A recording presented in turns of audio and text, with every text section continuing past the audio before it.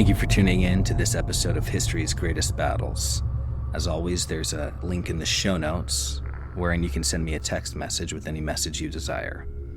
In December of 1824, in a remote valley in South America, a battlefield commander penned words that, for me, symbolize the motivations of any great man.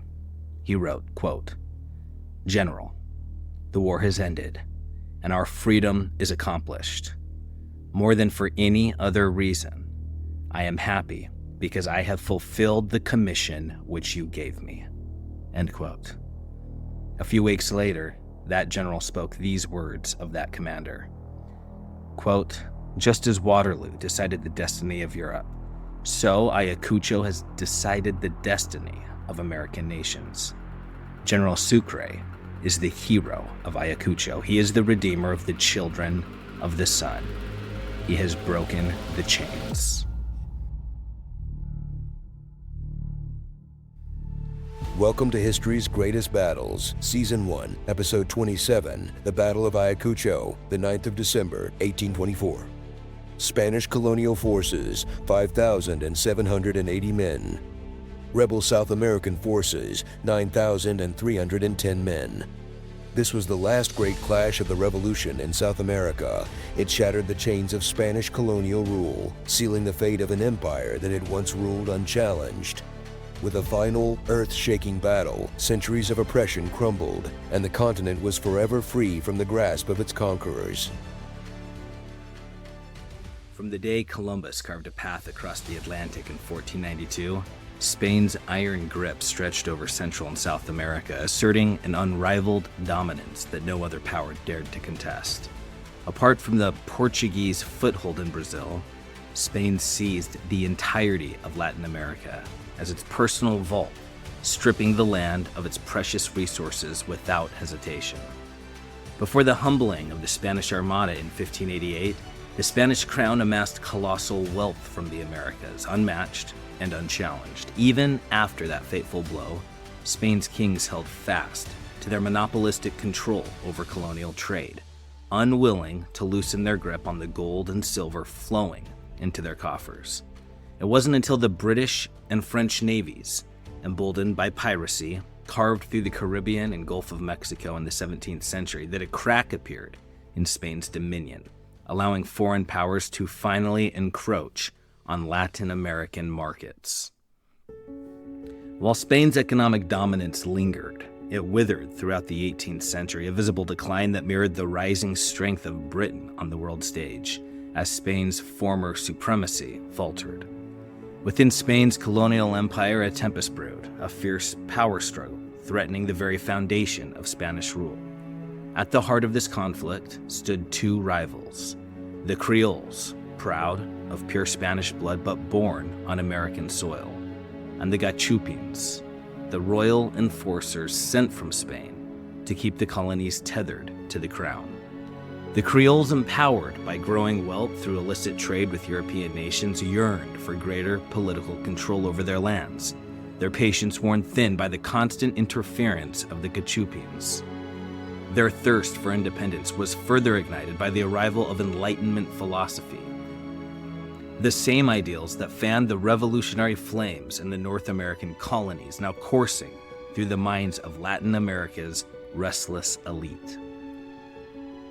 Spanish meddling bred a deepening resentment that surged to its breaking point during the chaos of the Napoleonic Wars.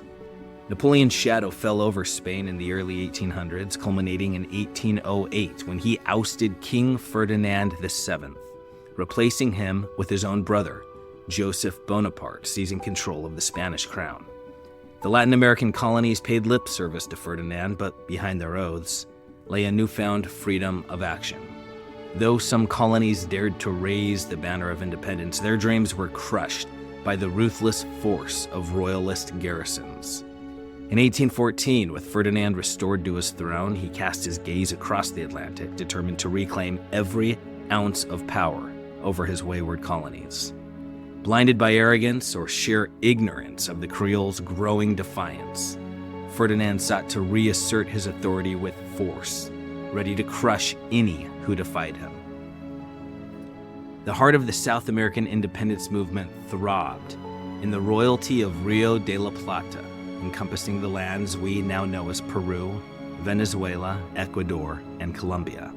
At the forefront of this rebellion stood Simón Bolivar, a native son of Caracas, Venezuela, whose name would soon echo across continents. Bolivar, once a disciple of Francisco de Miranda during the failed uprising of 1810, later led a daring invasion that saw the capture of Caracas in 1812. Though Bolivar briefly seized power, establishing a dictatorship, Royalist forces stormed his fragile regime in 1814, forcing him into exile. In 1817, Bolivar returned with a vengeance, leading a battalion of European mercenaries to reclaim his cause, establishing a revolutionary government in Angostura, modern-day Ciudad Bolivar. By 1819, Bolivar's ambition knew no bounds. He marched his forces across the treacherous Andes into New Granada, clashing with the Spanish royalists in the decisive Battle of Boyaca. New Granada is now known as Colombia. That victory, won on August 7, 1819, sounded the death knell for Spanish colonial rule in South America, heralding the beginning of a new era. In the aftermath of his triumph, the Republic of Colombia was declared, encompassing modern Venezuela, with Bolivar ascending to the presidency as the embodiment of the revolution's success. Bolivar's momentum was unstoppable, his victories mounting with each campaign. Crushing the royalists at Carabobo in the summer of 1821, Bolivar cemented the independence of his fledgling republic. The next year, he pressed deeper into the district of Quito, relentless in his mission. At Bolivar's side fought Antonio José de Sucre, another son of Caracas, who would rise as the revolution's foremost military commander as Bolivar transitioned to the political stage. In 1822, Bolivar stood face to face with José de San Martin, the liberator of Argentina and Chile, in a meeting that would define the future of South America's fight for freedom. Together, Bolivar and San Martin attempted to forge a united plan to drive the remaining Spanish forces from Peru, but their clashing personalities and conflicting visions splintered their alliance. In the end, San Martin withdrew, leaving Bolivar to command the final phase of South America's liberation. By 1824, the revolutionaries unleashed their decisive strike, plunging into the Peruvian interior to obliterate the last remnants of Spanish rule. On August 6, 1824, cavalry clashed on the plains of Junin, swords flashing in a brutal contest of wills. For 45 savage minutes, not a single shot was fired. It was sabers alone that tasted blood, and when the dust settled, it was the revolutionaries who stood victorious. Royalist commander José de la Serna, retreating into the Peruvian highlands, feverishly rallied every available man. He knew the survival of his king's authority in South America hinged on the next inevitable clash. Sucre's army, riding high on their victory, found their ranks swelling with fresh recruits, and local support flowed in the form of critical supplies and equipment, all fueled by the triumph at Junin. For months, the two forces maneuvered in a tense stalemate until December 3, 1824, when Royalist troops ambushed Sucre's rearguard near the village of Corpahuaco, delivering a sudden blow. Warned of the enemy's presence, Sucre swiftly braced his army for battle, his every move calculated and resolute. On the afternoon of December 8, 1824, both armies arrayed themselves across the narrow pampa of Ayacucho, a plain stretching 1,300 yards east to west, confined by rugged terrain on all sides. The stage now set for the decisive encounter. To the east, the plateau plunged into jagged gorges, while to the west, it was hemmed in by hills. Towering to the north loomed the Condorcanqui mountain, casting a somber shadow over the battlefield below. A bone-dry riverbed cut a sharp line down the center of the battlefield, dividing the two armies, each awaiting the other's first move with taut anticipation. Fittingly named Ayacucho, meaning dead corner in the Cueca tongue, this was a land already marked by bloodshed, a grim legacy of the early Spanish conquest. Despite their loyalty to the Spanish crown, only a mere 500 Spaniards stood among the royalist ranks, the bulk of their force made up of officers and non-commissioned men. The rest of the army was a ragged collection of local conscripts, coerced into service, and prisoners of war offered freedom in return for their allegiance. Lieutenant General José Canterac, commanding the royalist army, positioned his troops strategically on the slopes of Condorcanqui, ready to exploit every advantage the terrain could offer. 5 infantry battalions held the royalist center, with another 5 anchoring the left, stretching across the riverbed, bolstered by 3 cavalry squadrons poised for a swift strike. The royalist right flank bristled with infantry, backed by cavalry along the extreme edge, and at its core, an elite halberdier unit under the direct command of Viceroy La Serna himself. 7 cannons stood ready, held in reserve alongside 10 cavalry squadrons, waiting for the opportune moment to tip the balance of battle in favor of the Spanish forces. Canterac's strategy was simple, yet brutal. Pin down Sucre's forces with the flanking infantry, then crush them with a decisive assault from the center. Sucre, in command of the United Army for the Liberation of Peru, positioned 3 battalions of the Montoneros partisans on his left, while 4 infantry battalions secured his right, each soldier ready to die for the freedom of their land. Sucre's formation had no true center, only a force of 5 cavalry squadrons held in reserve, veterans of San Martin's campaigns, led by the fearless English mercenary William Miller, supported by additional infantry held in check for the right moment. The revolutionaries, outgunned and under pressure, could muster only a single cannon, a stark contrast to the Spanish firepower.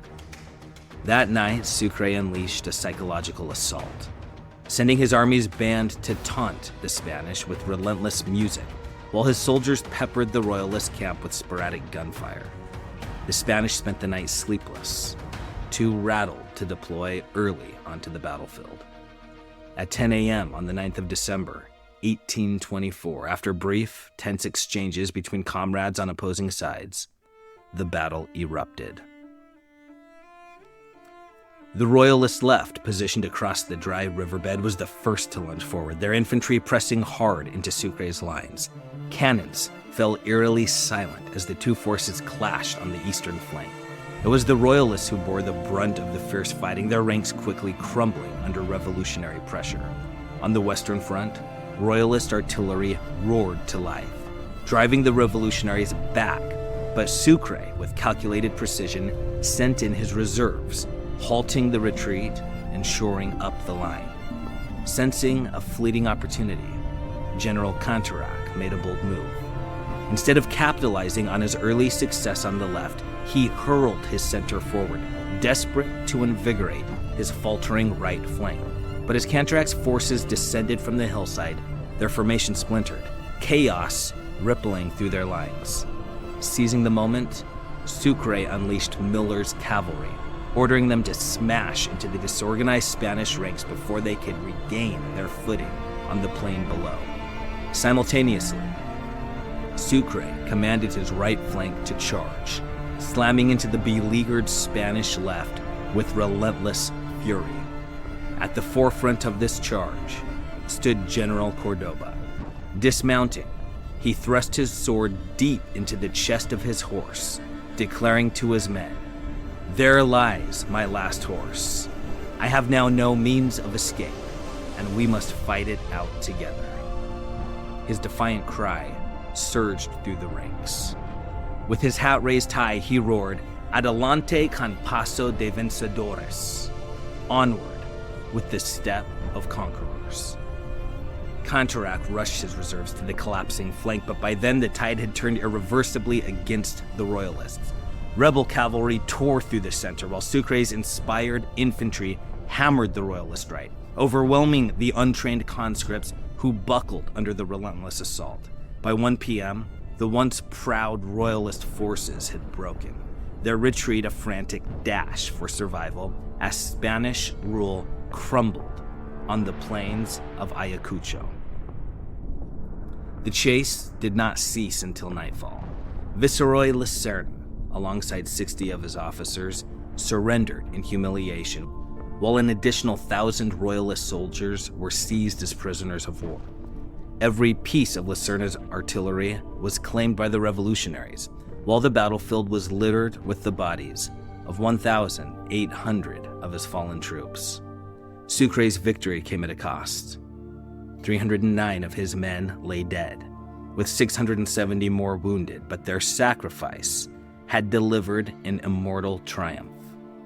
In recognition of his brilliant victory, Bolivar bestowed upon Sucre the illustrious title of Grand Marshal of Ayacucho, forever linking his name with the revolution's crowning achievement. On December the 10th, General Canterac reluctantly signed the surrender, handing over control of every royalist garrison still under his command, a final act of submission to the revolutionary tide. Yet the flames of defiance flickered in 2 of Canterac's forts, where their commanders defiantly rejected the call to surrender. In southern Peru, General Olañeta, clinging to the dying Spanish cause, raised a ruthless insurgent force. But in April of the following year, Sucre crushed them at Tamusla, extinguishing the last remnants of royalist resistance. The final victory liberated southern Peru. And in honor of the liberator himself, the region was rechristened as Bolivia, a nation born from Bolivar's vision and triumph. Sucre, now a national hero, was chosen as Bolivia's first president, cementing his place in the pantheon of revolutionary leaders. Meanwhile, Brigadier General Jose Ramon Rodil, entrenched in the port city of Callao with 400 loyalists, refused to yield. It took over a year of relentless siege before his defiant force finally capitulated.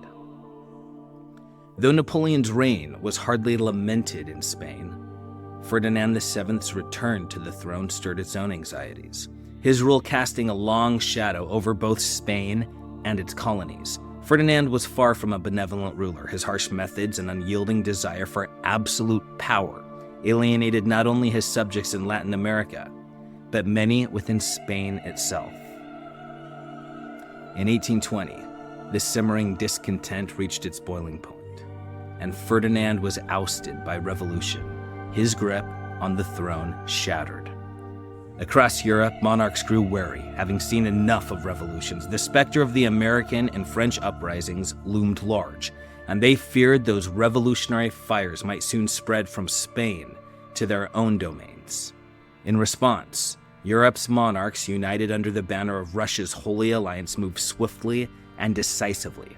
Established by Tsar Alexander I in 1815, this coalition sought to stamp out revolutionary sparks in Spain, Italy, Portugal, Naples, and Greece alike. The reinstated French monarch, King Louis XVIII, dispatched his forces into Spain, and by October 1823, they had successfully restored Ferdinand to power, crushing the Spanish Revolution.